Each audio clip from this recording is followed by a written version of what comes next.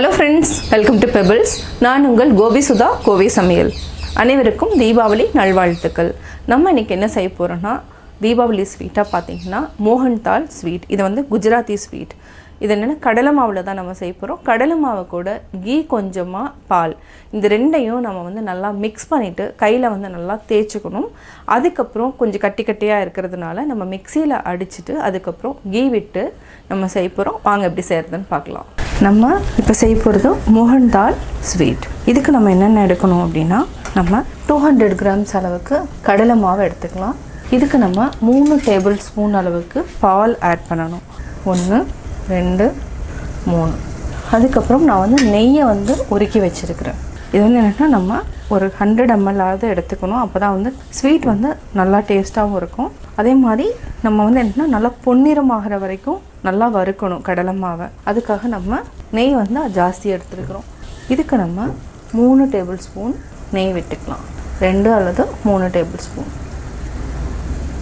இது நல்லா கை விட்டு பிசைஞ்சிக்கலாம். அதாவது இது கொஞ்சம் கட்டி கட்டியா தான் இருக்கும். அதாவது நம்ம புதுசா கத்துக்கணும்னா கொஞ்சமா செஞ்சா தான் கரெக்ட்டா வரும். ஜாஸ்தி போட்டீங்கன்னா அதே அளவுக்கு குவாண்டிட்டி இருக்கணும். நம்ம சீக்கிரமா வந்து செய்யற மாதிரி இருக்கணும். அதாவதுன்னா எல்லாமே ரெடியா வச்சிருக்கணும். இதே நல்லா பிசைஞ்சுக்கோங்க. அதாவது மில்க் கீ கடலை மாவு மூணையும் நம்ம கட்டி இல்லாம இந்த மாதிரி கை விட்டு நல்லா mix பண்ணிட்டே இருக்கணும். இது ஒரு 3 நிமிஷம் வரைக்கும் இதே மாதிரி பண்ணுங்க. இத நல்லா mix பண்ணிட்டோம். இது பாத்தீங்கன்னா கொஞ்சம் அங்கங்க கட்டி கட்டியா இருக்கும். இத வந்து நம்ம என்னன்னா மிக்ஸில அடிச்சு எடுத்துட்டா பவுடர் மாதிரி ஆயிடும். நமக்கு வந்து mix பண்ணவும் ஈஸியாவும் இருக்கும். இல்லனா என்னன்னா கட்டி வந்து நிறைய தட்டுப்படும். அப்ப என்னன்னா கலரதுக்கு ரொம்ப கஷ்டமா இருக்கும். அதனால நம்ம இதைய ஜார்ல மிக்ஸி ஜார்ல மாத்திட்டு ஒரு அடி அடிச்சு எடுத்துக்கலாம். இப்போ நம்ம ஜாருக்கு மாத்திக்கலாம். எடுத்துக்கலாம். இப்போ பாத்தீங்கன்னா ஹார்லிக்ஸ் மாதிரி இருக்கும் உங்களுக்கு. அந்த கோர்ஸான மாதிரி அதாவது என்னன்னா பாத்தீங்கன்னா கொஞ்சம் நரநரன்னு ஹார்லிக்ஸ் மாதிரி இருக்கும். அப்படியே நம்ம போட்டோம்னா என்ன ஆகும்னா ரொம்ப டைம் ஆகும்.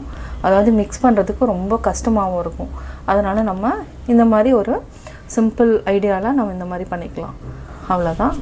இப்போ இதையே நம்ம நெய்ல போட்டு வறுத்து எடுத்துக்கலாம்.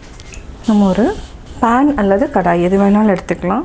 இதுக்கு நம்ம நெய் விட்டுக்கலாம். நம்ம மீதி இருக்கிற நெய்யை லாஸ்ட்ல கொஞ்சம் கொஞ்சமா ஆட் பண்ணிக்கலாம். நெய் நல்லா சூடாகட்டும். இப்போ நெய் நல்லா சூடாயிடுச்சு. அரைச்சதை அப்படியே ஆட் பண்ணிக்கலாம். நம்ம நெய் விட்டுட்டோம்.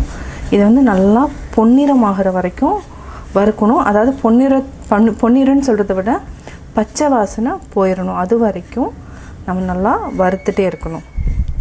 நம்ம இன்னைக்கு இந்த மோகன்தால் ஸ்வீட்டுக்கு என்ன யூஸ் பண்ண போறோம்னா மில்க் மேட் தான் யூஸ் பண்ண போறோம். அதாவது அமுல் மில்க் மேட் தான் நம்ம யூஸ் பண்றோம்.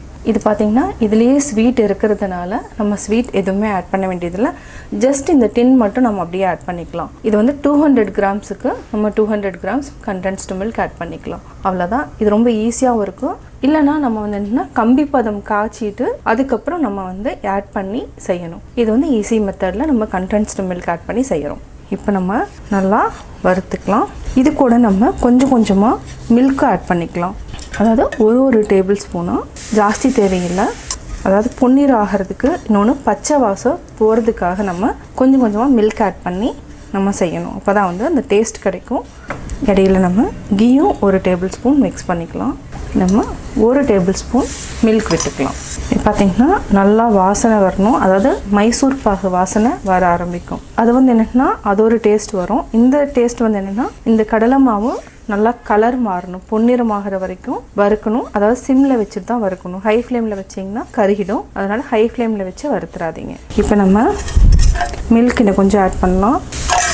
2 டேபிள் ஸ்பூன் ஆட் பண்ணிக்கிறோம். இப்போ பார்த்தீங்கன்னா நல்லா சுருண்டு வர மாதிரி நல்லா வந்து மிக்ஸ் பண்ணணும். இது வந்து என்னன்னா நெய் பால்லையே வந்து வேகணும். அதாவது பொன்னிறமும் ஆகணும் வேகவும் செய்யணும். இது என்னன்னா கொஞ்சம் பொறுமையாக தான் செய்யணும். லேட் ஆகும்.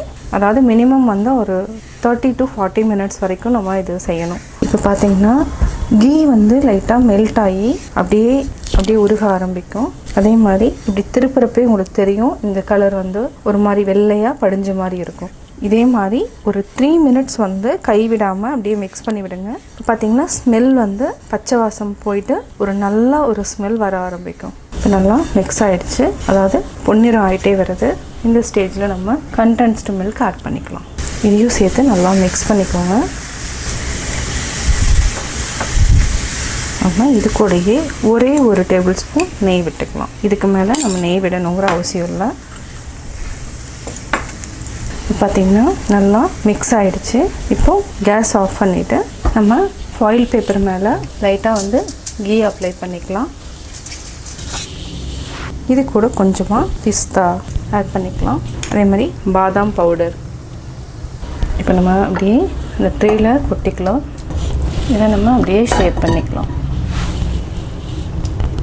பார்த்திங்கன்னா இந்த மாதிரி செட் பண்ணிக்கலாம். இது மேலே நம்ம கொஞ்சமாக பிஸ்தா வந்து கட் பண்ணிவிட்டு அப்படியே துவைக்கலாம். நம்ம இதையே அப்படியே லைட்டாக ப்ரெஸ் பண்ணிக்கலாம். இன்னும் ஒரு 20 மினிட்ஸ்க்கு அப்புறம் நம்ம கட் பண்ணிக்கலாம். இப்போ நம்ம ஓரத்தில் லைட்டாக அப்படியே கட் பண்ணிக்கலாம். ஓரத்தில் இருக்கிறதெல்லாம் வந்து அப்படியே நம்ம எடுத்துடலாம். இப்போ நம்ம ஸ்லைஸ் பண்ணிக்கலாம்.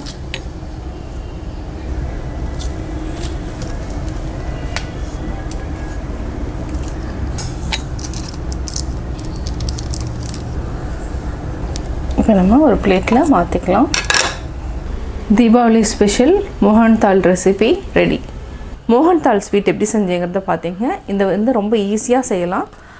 அதாவது என்ன, நம்ம கடையில் வாங்கணுங்கிற அவசியம் கிடையாது. நம்ம வீட்லேயே, அதாவது என்னென்னா ஒரு 100 கிராம்ஸ் 200 கிராம்ஸில் நீங்கள் ட்ரை பண்ணிவிட்டு ஈஸியாக செஞ்சு பார்த்துட்டு உங்களுடைய கமெண்ட்ஸ் எனக்கு சொல்லுங்கள். லைக் பண்ணுங்கள், ஷேர் பண்ணுங்கள், மறக்காமல் சப்ஸ்கிரைப் பண்ணுங்கள். அது மட்டும் இல்லாமல் பக்கத்தில் இருக்கிற பெல் ஐக்கானை கிளிக் பண்ணிங்கன்னா நாங்கள் அப்லோட் பண்ணுற வீடியோவை நீங்கள் உடனுக்குடன் தெரிந்து கொள்ளலாம். என்னோடய குக்கிங் வீடியோ முடிஞ்சதுக்கப்புறம் பார்த்தீங்கன்னா ஒரு திருக்குறள் வந்து நீங்கள் பார்க்கலாம். உங்கள் குழந்தைகளுக்கு நீங்கள் சொல்லித்தரலாம்.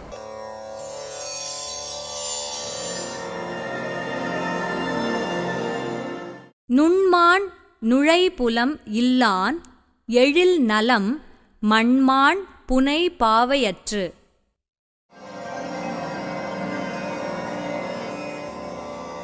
விளக்கம்: